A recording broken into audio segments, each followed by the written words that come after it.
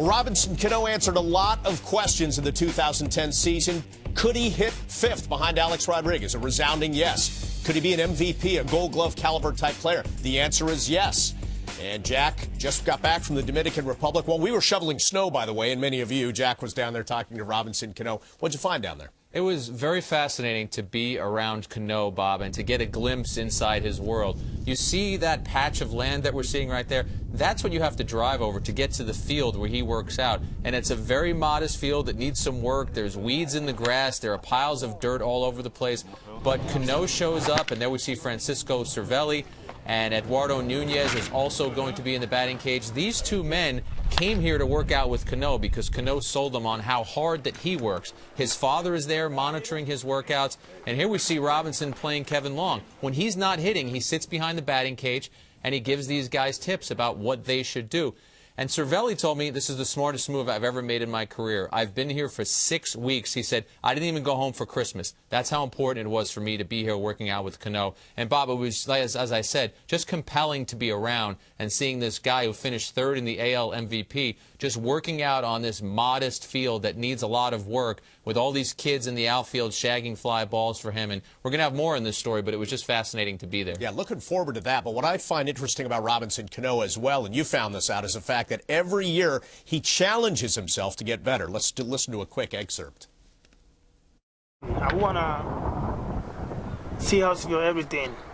I want to see how it feels to win an MVP. You know, I had already World Series, and I want more. But you always got that in your mind, well, I want to win the first one. And you want to have a Gold Glove, which I have right now, MVP, a batting title. So I always, had in my mind, how's that feel to be there? So that's why I work out every single day and try to get better. So on these days where it's hot, maybe you're sweaty, and you've taken 100 swings already, and you're thinking that maybe I should take 20 more, are you motivated by things that you just said? Are those things that take you through these difficult workouts? Yes. Those are the kind of things that you want to go back and help the team and win a game, had a great season. Because when you're doing your job and you help the team and win a game, that's when you can enjoy the game. Like, most of the kids here, they just want to be a baseball player, professional player. And they look at me as a role model. And that's what I'm trying to teach them. It doesn't matter what you practice. It's just about how hard you work to get better. And I like this field because, you're away from everybody. Just do what you got to do. I feel really comfortable here. You know what's really interesting to listen to there? He's still hungry. He still is going after it, Bob. Fair or not, Cano early in his career had the reputation of being a glider, somebody who didn't really want to push too hard, just like to be comfortable.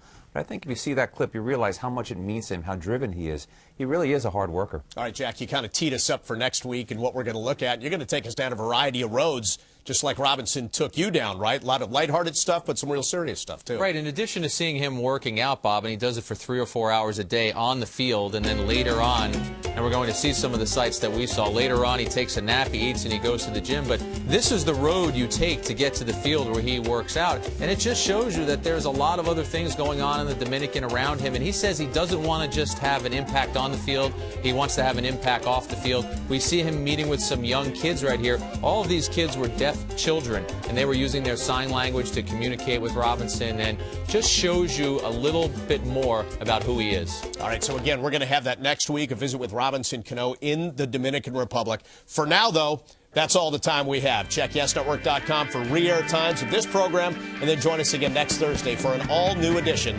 of the show.